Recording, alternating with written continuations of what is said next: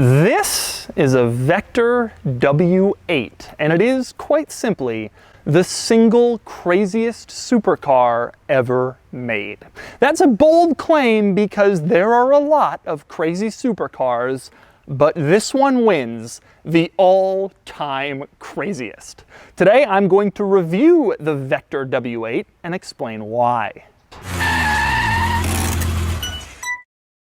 I've borrowed this Vector from a viewer here in New Jersey, which is no easy feat because Vector only made about 20 of these during this car's production run from the late 1980s to the early 1990s. Now, despite its rarity, most car enthusiasts know about the Vector, mostly because of its absolutely ridiculous styling, which I truly believe is the most insane styling of any car ever to reach production in the entire history of the car industry. But the insanity of this car's styling is only part of the craziness of this car. The W8 used a 6-liter V8 that was a modified version of the Chevy Corvette's V8 from the time, but then it was twin turbocharged for 625 horsepower and 650 pound-feet of torque. For reference, the Lamborghini Countach of this era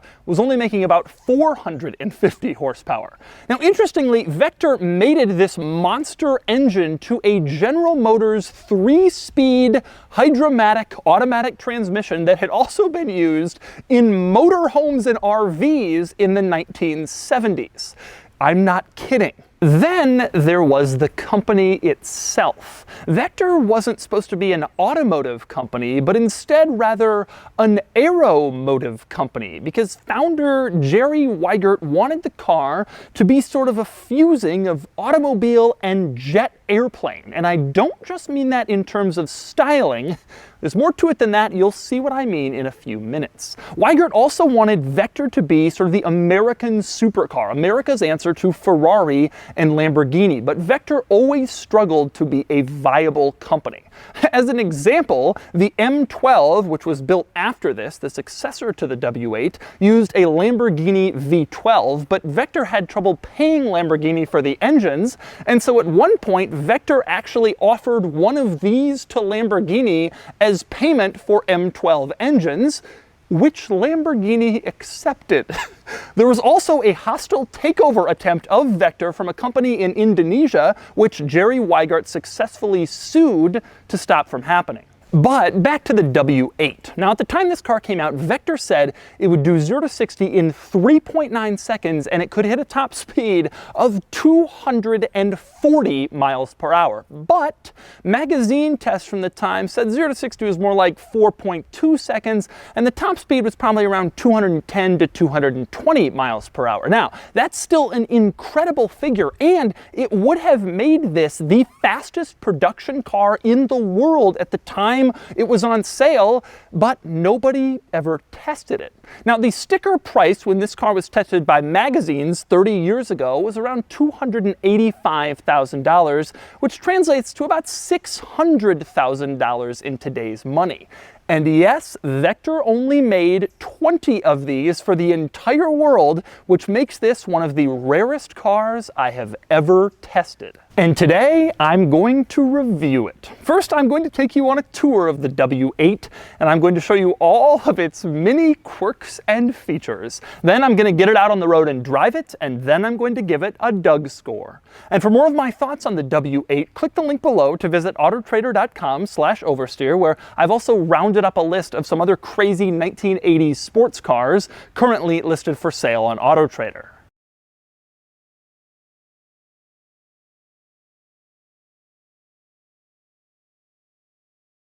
Alright, I'm going to start the quirks and features of the Vector W8 with getting inside of it, and that means starting with the key. I love this because take a look at the key. It's just a regular 1980s General Motors key. The Vector W8 used a modified General Motors engine, so it makes sense it shares a key with GM vehicles, but I love that this is basically the same key blank you would have for a Chevy Cavalier or a Buick Skylark from this era. If you have a Vector W8 and you need to get a key copy made, head on down to Home Depot. They'll do it for you there for like $3.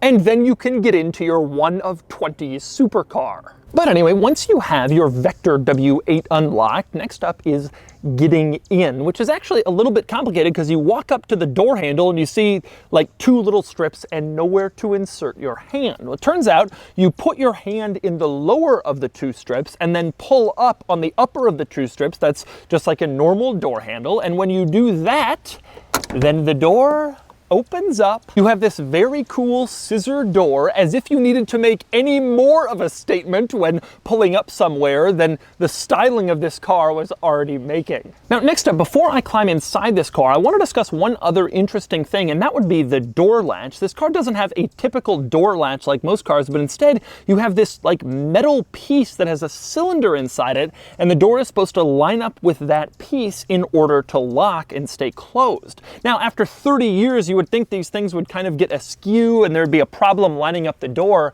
but it really isn't a problem at all. You go to close it and it lines right up and it closes no problem right into that little metal cylinder. You can pretty much do it over and over again and it lines up perfectly each time, at least on this Vector. Now, next up, it's time to climb into the Vector, and that's actually a pretty difficult task because of this enormously wide door sill. I will demonstrate how I get inside. First, you get your butt all the way in there if you can, then you swing over one leg and then the other, and then you're in. Okay, so now I'm inside the Vector W8, and it is time to go over the insanity of this interior, and I want to start with an explanation of why that door sill is so wide. And that's because the gear lever is there. That's right, you have the gear lever between the driver's seat and the driver's door, a feat that I'm not really sure is repeated in too many other cars. Now, you can see it sitting there in park, and like I mentioned, the Vector uses the old 3-speed automatic Hydra-Matic transmission from General Motors, and it's operated in the same way. You have to pull up on the shift lever in order to engage each gear. Park, reverse, neutral, drive. You pull up on the lever, you pull back, and you go through them all. That's how you shift this car into gear. Now, truthfully, the owner of this car told me that the transmission is heavily modified from your standard General Motors 3-speed Hydra-Matic, but nonetheless, the fact that it's based on that at all is pretty crazy. Almost as crazy as having the transmission lever between the driver's seat and the driver's door. But the door sill isn't wide only because of the gear lever. That isn't the only thing mounted over there. Another item over there is the mirror controls. Yes, this car has power mirrors, and the controls are mounted again to the left of the driver's seat between the driver's seat and the door sill. Now, the mirrors in this car are absolutely crazy. They're basically stuck onto the lower part of the windows in this aerodynamic shape, and they just look insane, especially from inside the car, but you can see pretty well out of them, and if you want to move them, you use this control, and yes, they still work. You can move around the power mirrors in a Vector using this little control next to your seat. It goes up, down, just like power mirrors in any other car. It's just a slightly different placement for them. Now, another contributing factor in that wide door sill is the power window switches, which are also mounted between the driver's door and the driver's seat. Now, the power window switches look like standard General Motors power window switches, but they control some truly insane windows. Take a look at these windows. The way this works apparently is if you press the button to open the power window, then this little middle piece in the window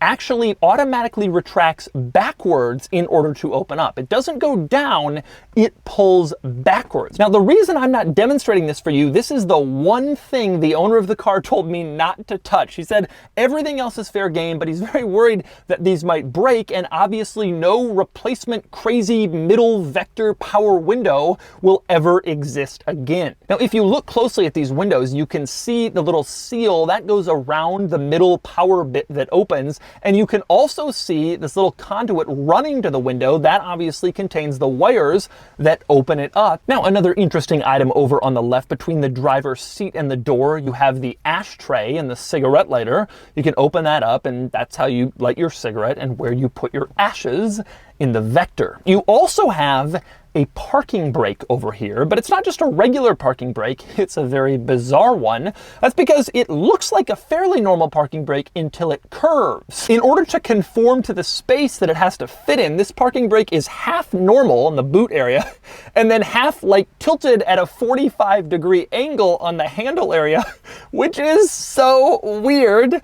But that's what they had to do in order to get the parking brake over there. And that's how it works. But by far the craziest thing, between the driver's seat and the driver door, you have these little buttons mounted above the gear selector that say 1, 2, 3, and 4. Now, I always wondered, what are those? Those gears, but it only has a 3-speed, so why are there 4 buttons? I never understood. Well, it turns out they control the screen. Ah, yes, the screen. There is a screen to the left of the steering wheel that apparently was legitimately taken out of a fighter jet. It was the same exact screen used in whatever fighter jet was happening at the time, or at least so says Jerry Weigert, who created Vector. Now, this screen is controlled with these 4 little buttons above the gear lever, and they all pull up a different type of screen. And yes, in this Vector, the screen is still working beautifully. Okay, so let's go through this. Now, you can see along the bottom, it describes what each screen does. And screen number 1, if you press button number 1, that would be the main screen that shows your typical main important items. For instance, over on the left, you have what gear you're currently in, P, R, N, D, L, and yes, this does work in real time. As you move the gear selector, it correspondingly moves on this screen to let you know if you're in park, reverse, neutral, drive. That is really, really impressive to see on an old school screen like this. Now, also on that number 1 screen, or the main screen, it shows you your current fuel level. It also shows you your current speed. And yes, again, this updates in real time. As you drive along, you can see it lets you know what speed you're going and updates how fast you're going. This is the speedometer in the Vector. This is how it works on this number 1 main screen as you drive along. Same deal with RPMs. Again, this updates in real time as you drive along. Accelerate, slow down, your RPMs change, and the change is shown on this screen. Now, this screen also shows a couple of other pieces of information, specifically your current odometer reading and also the current time. Now, you move on to screen number 2 by pressing this little 2 button above the gear lever, and this is the performance screen, and it shows various different car functions. For example, your engine temperature, your oil pressure, and various other different car items you might want to see in a performance setting to kind of let you know how all of your vehicle systems are doing. Now, interestingly, if you press button number 3, that also is a performance screen.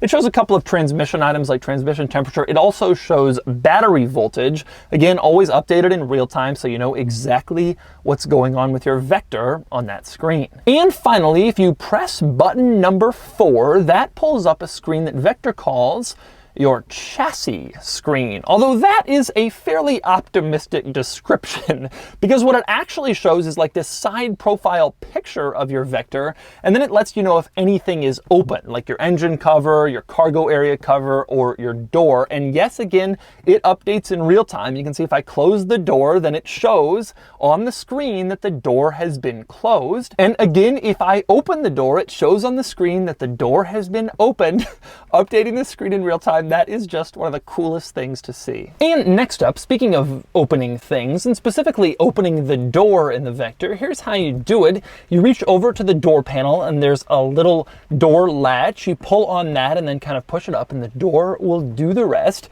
And that's how you open the scissor door from the inside of the Vector W8. And next up, time to move on to the rest of the interior and all of the other Vector in-cabin craziness. And I want to start with just sort of a general overview. Like I mentioned before, they called it Vector Aeromotive, and it was trying to sort of resemble a fighter plane and a car at the same time. And so that's why the interior looks like a cockpit. You have buttons styled like an airplane would have. You have that screen that I already showed you. And if you just take a general look around this interior, you will see the aircraft design influence on this interior, especially the aircraft from the 1980s. And that is very true if we start looking at all the buttons and switches. We will start over on the left of everything where you have the light controls. You can see you have controls for the headlights, parking lights, fog lights, all of the headlight controls are over there. Instead of just being on a simple little dial, they each have their own individual button, which I guess helps the aircraft look. You also have a button there marked INT, and that's for interior lights. You press that, and yes, the interior lights still turn on, at least in this Vector, to let you read a map or whatever while you're driving or riding in your Vector. You also have the hazard light switch below that. You can press that, and that will turn on the hazard lights. Now next, moving over to the second row of buttons and dials here, two especially stand out. One says panel, and there's a little dial, BRT and dim. That is the panel brightness, and you move that up or down, and it instantly dims or brightens your entire cockpit-like instrument panel in here, and obviously it works pretty well. Now you also have display BRT and dim, and I assume that was a brightness dial for the display screen, but unlike the panel dial, the display dial doesn't seem to be working at all. You move it up or down, nothing happens, the display stays the same level of brightness. Now the buttons that I really like in this row are the cruise control buttons. First, it's impressive that this car has cruise control at all. No other exotic sports cars from this era did, but the Vector was ahead of its time in some impressive ways, and cruise control was one of them. But the buttons are ridiculous. Instead of a very simple little turn signal stalk or steering wheel control, you had 4 square buttons. One said enable, then there was engage down, engage up, and inhibit. Enable would turn it on, inhibit would turn it off, but instead of saying on or off, enable and inhibit, again, I guess to feel like a fighter plane with the language used on those buttons. Now next you move over from that row of buttons and you have the buttons and dials you see below the fighter jet style screen. One of them says HUD, bright, dim, and off, for a heads-up display. Only problem is this car didn't have a heads-up display. I think Vector was hoping they would add one later, and obviously it never came to fruition, but that dial is in here even though it apparently controls absolutely nothing. Now next to the heads-up display dial, you have a dial labeled boost, and you can see min and max, and you can adjust it. You have adjustable boost from the factory in this car. And one of the big selling points of the Vector at the time was intended to be the fact that it used a fairly large engine that wasn't very stressed, unlike the Ferrari F40 with its small turbo V8 and various other supercars at the time. And so they actually let you turn up the boost depending on how fast you wanted to go, because the thinking was it probably wouldn't harm this large engine and its internals. That is a pretty impressive thing. You won't see that on too many cars. Now next to the boost dial, you can see there's another little panel of buttons in here. These actually aren't buttons. It turns out these are warning lights. You can see you have low coolant, you have the brake warning light, fan in-op, low oil, whatever, to let you know if something is wrong in your Vector motoring experience. Now next to that little panel of warning lights, you have a really unusual one, engine hours. This gauge shows how many hours the engine has been operated. It has an odometer like I showed you in the screen, but it also has an hours gauge like an airplane, again trying to drive home that point that this was an aeromotive company instead of an automotive company. You don't see too many engine hours gauges in cars. Now next to the engine hours gauge, you have this little panel to the left of the steering wheel that has a bunch of different what looks like buttons on them. It turns out this is actually like the fuse panel circuits, and if something gets tripped, you're supposed to, I guess, push it and then that will reset it. So for instance, if the audio circuit gets tripped, you could press audio, that will reset it and get your stereo back working again. I think this may also be sort of derivative of an airplane, very unusual to see in a car, but that is what that was intended to be used for. Now next, moving on from there, we have to cover the steering wheel. There are a few interesting items here. Over to the left, you have 2 stalks coming off the steering wheel. One is the tilt stalk. You pull that and then you can move the wheel up or down for better comfort. Now the other stalk coming off the steering column, fairly standard. This is your turn signal stalk, and it also controls the windshield wipers. Nothing particularly unusual here, except for the fact that this is just a regular old General Motors stock, again pulled off some regular General Motors vehicle from the 80s and placed on one of the most exclusive supercars ever. Very unusual. Now next we move on to the steering wheel, and I love this steering wheel because it looks like a steering wheel from a bumper car you would see at an amusement park. You have a normal sort of wheel rim, but then in the middle it's padded like you would do at an amusement park to prevent like a 10-year-old from getting injured when they're driving on the bumper cars. I think that is hilarious. Now one interesting thing about this wheel, over in that little bank of warning lights, there is an airbag light So is there an airbag in this steering wheel? That would be impressive. No other exotic cars had that, and very few any cars had that back in 1990. But this car might have an airbag, might not. Hard to find information about that sort of thing. Maybe they just put that light in there thinking they would have an airbag later. But either way, kind of an unusual steering wheel. Now, next up, over to the right of the steering wheel, apparently there used to be a little stalk coming off here for the horn, but I guess that broke off. You also have the ignition, and again, this is a regular General Motors ignition switch from this era. Not surprising given the key, but it's kind of funny to see. To the right of the steering wheel, you also have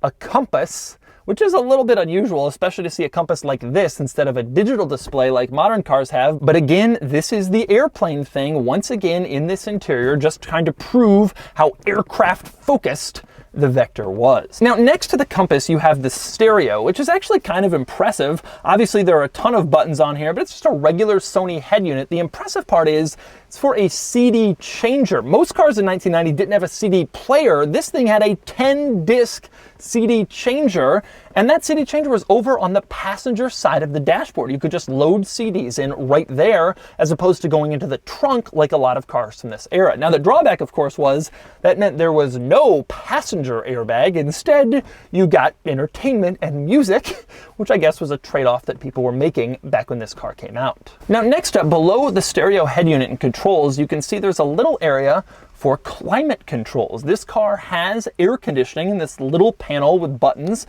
lets you adjust the air conditioning, and I will say it is surprisingly good. It blows cold, it blows well, good air conditioning, especially for an exotic car of this era.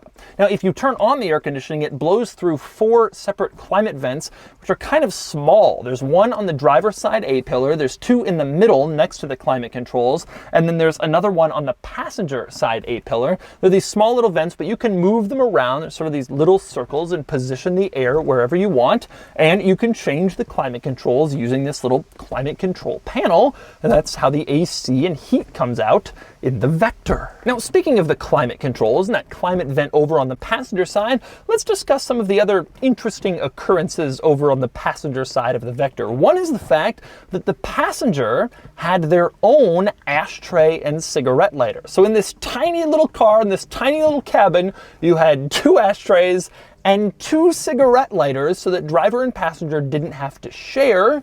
It was a different time. And next up, let's talk about the seats in this car, which are rather interesting in themselves. First off, they're these fairly well-bolstered seats. I actually find them to be surprisingly comfortable. This was an American supercar built for Americans, rather larger than maybe Italians from the 80s. And that's clear with the seats. They're not too grippy or too small. They're relatively comfortable. Now, the seats have some interesting controls to them. They're mounted in the middle on this panel that for some reason says Classic in cursive. Maybe that was the company that made the seat controls. Either way, it looks very out of place. Oh, do you want to change the seat? Oh, go down to the Classic.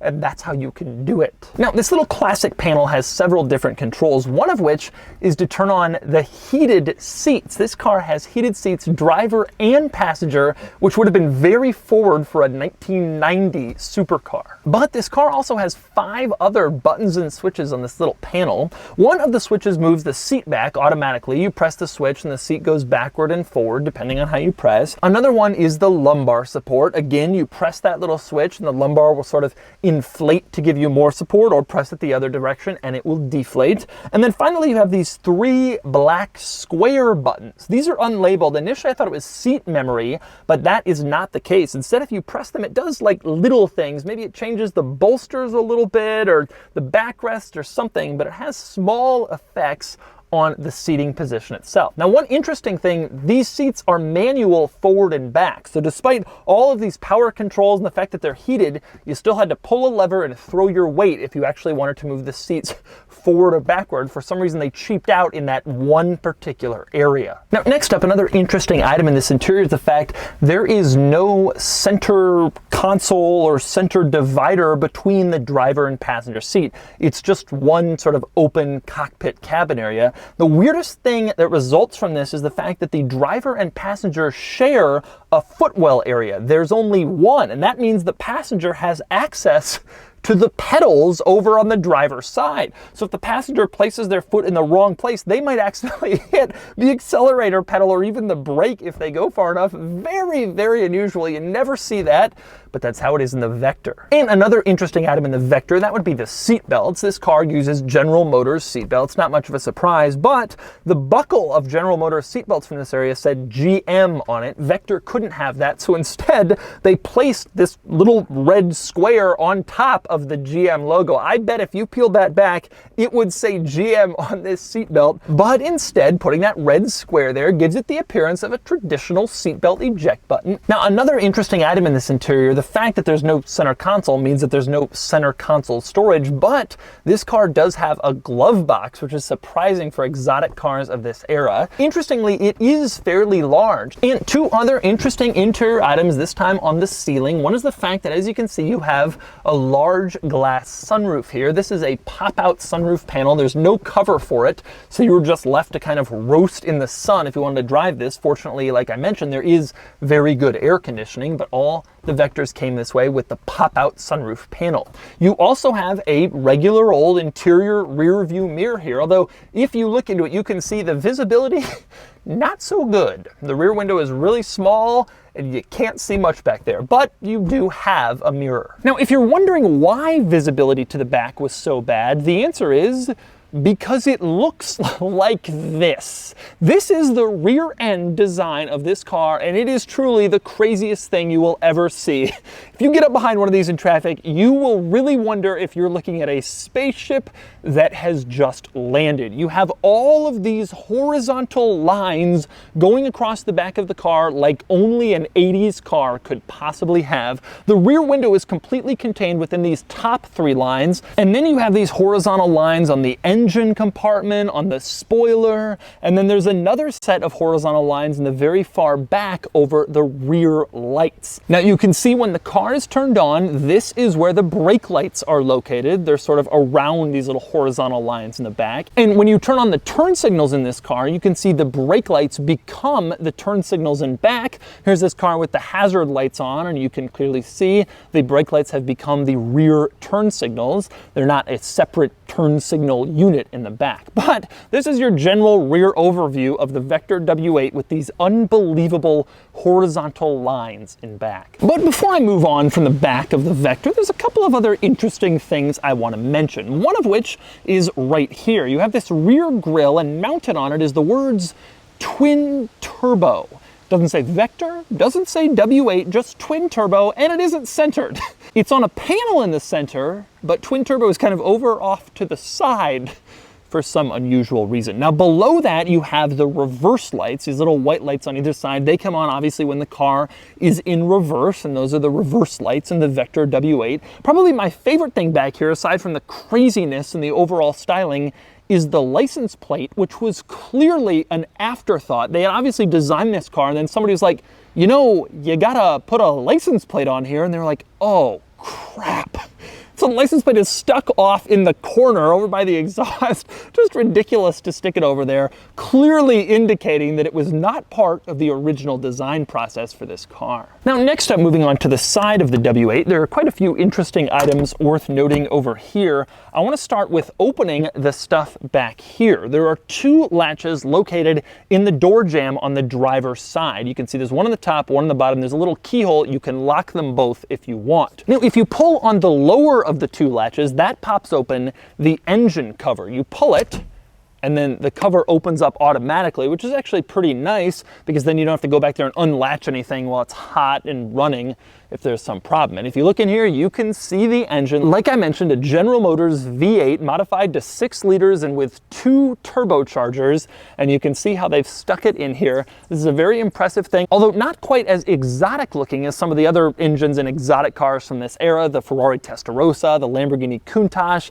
obviously because this wasn't designed by the Italians with some glorious V12. Nonetheless, this isn't a view you get very often, the Vector's 8-cylinder engine. Now, the other latch back here opens up the trunk. There's actually a small cargo area behind the engine compartment. You pull on this latch, and that unlatches the cargo area. You open it up, and you can see well, calling it a cargo area is generous. It's very wide and very small, but you can get stuff in there if you want. Like, for instance, 2 baseball bats, maybe 3 golf clubs, a ski.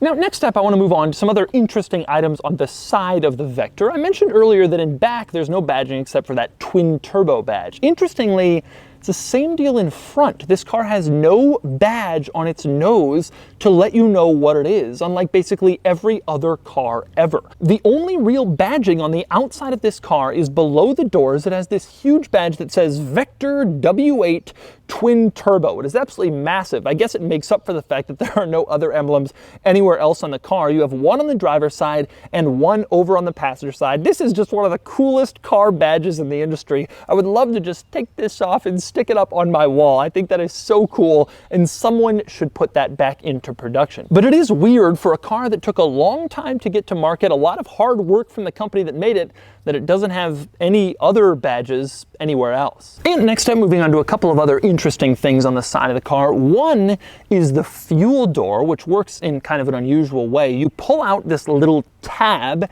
and then you twist it to the left to open the fuel door. You can also twist it to the right to close the fuel door, and of course there's a keyhole there so you can lock it and prevent people from stealing fuel out of your Vector. And the most interesting thing to me about the fuel door is the fact that on the bottom it says blank US gallons. And I guess the manufacturer of whatever the fuel door was going on was supposed to write how many US gallons this vehicle could take. Vector, of course, did not do that, so instead it is still blank. Now, the other interesting thing on the outside of this car is the wheels. And they're interesting because this car has wheels on it, and yet here is another set of wheels in the owner's garage. There's a reason for this. When the owner of this car bought it, it had the standard stock original wheels on it, and in back it was a 315 width for a 16-inch wheel. And nobody made that size. The owner of this car got in touch with the original chief engineer from this car from 30 years ago, and that guy made him a new set of wheels, except now 18 inches in size, and then it was possible to find a new tire in order to stick on his Vector. So these are not the original wheels, but they look basically identical in style to the original wheels. They just happen to be 2 inches bigger, so you could fit a modern, rational, normal tire on it. Personally, I just like the fact that the original chief engineer for this car is still around, and if you call him up, he'll make you a new set of Vector wheels, although presumably they aren't cheap. And next up, moving further down the side of the Vector, here you can see a couple more interesting items. One, you can now see the mirrors from the outside, and you can see how they were sort of integrated into the aerodynamics of the car. Often mirrors are sort of stuck on there and they screw with everything, but these almost look like they were intended to be part of the design from day one. And speaking of the window, you can now easily see from this angle just how insane the windows in this car are. You don't just have this cool window that slides open with the power window button, but you can also see the windows curve in the middle. You have a flat plane and then they make a turn and go in a different direction down the door. This is a really, really unusual window design, and I would not want to be responsible for breaking one of these windows because I suspect you will never find a replacement. Now, next we move further forward in the Vector, and from this angle you can see one of its very craziest details.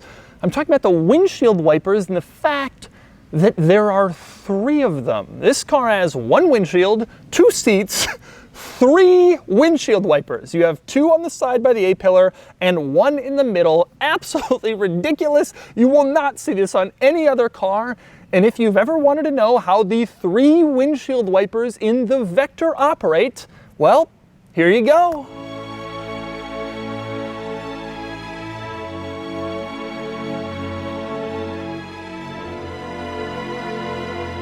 Now, next up we move on to the front end in the Vector, and from your angle you can see just how crazy this car looks from the front, how flat and low and wide this particular perspective is. It really is unbelievable to see this on a car, but I will cover the styling in a little bit more depth shortly. What I want to talk about here in the front are 2 other interesting quirks of the Vector, starting with the headlights. Now you can see in this position they are closed. A lot of cars from this era had pop-up headlights. but not the Vector. Instead, you turn on the headlights with that button in the interior, and then the covers pop down.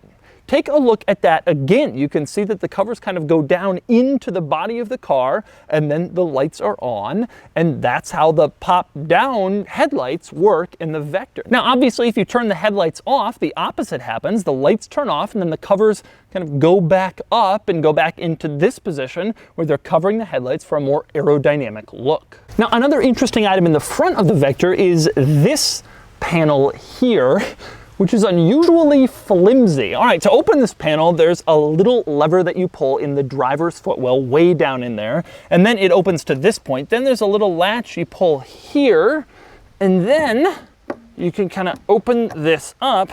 But as you can see, it's oddly flimsy.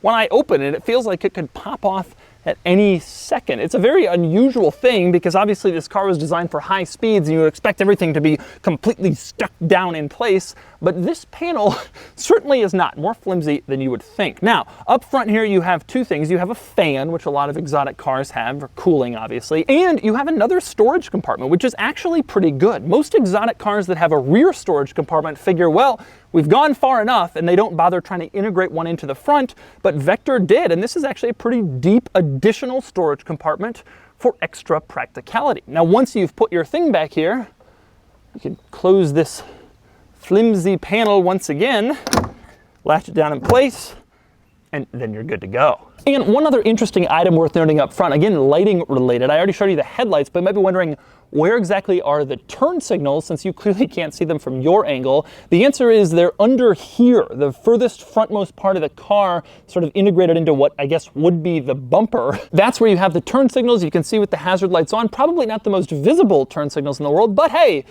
at least it has them. And next up, another interesting Vector item, that would be right here, this label in the driver's door jamb. This is the label that says this vehicle conforms to all applicable federal motor vehicle standards. Basically, the label that says this car is certified for sale to the public. It must have been a crazy celebration at Vector when the government told them they were okay to put this label on this car. It's a pretty big deal. And frankly, I think Vector did a pretty fantastic job with that whole car and jet fighter plane mashup, because for our last quirk and feature of the Vector, we have to talk about its design. And I think this car looks most insane next to a normal car. This is a normal, boring, mid-size luxury crossover, the kind you see in massive numbers on the streets of wherever you live. And this is the Vector. Now, the Vector looks pretty crazy by itself, but when you put it next to a car that is rational, you realize just how crazy this looks. The Lamborghini Countach is a crazy looking car. The Vector clearly is crazier. And here's the thing, it doesn't matter what angle you stage this comparison from, the Vector always looks like it is from a completely different planet. The Countach, the Diablo, they're insane, but they still look like cars. This thing just doesn't. It really is otherworldly. And driving it along, it looks like a low-flying plane, an alien spaceship, something totally nuts. And so those are the quirks and features of the Vector W8. But I have to stop there. This car is so insane that this video has run almost 40 minutes, which I found is realistically the limit of what people are willing to watch and click on YouTube. But I didn't want to cut anything out. I did drive the Vector W8, and I'm going to show you my driving experience and the Doug score tomorrow on my second channel, More Doug DeMuro. And when that video goes live, I will link it in the description below this video so you can check it out there.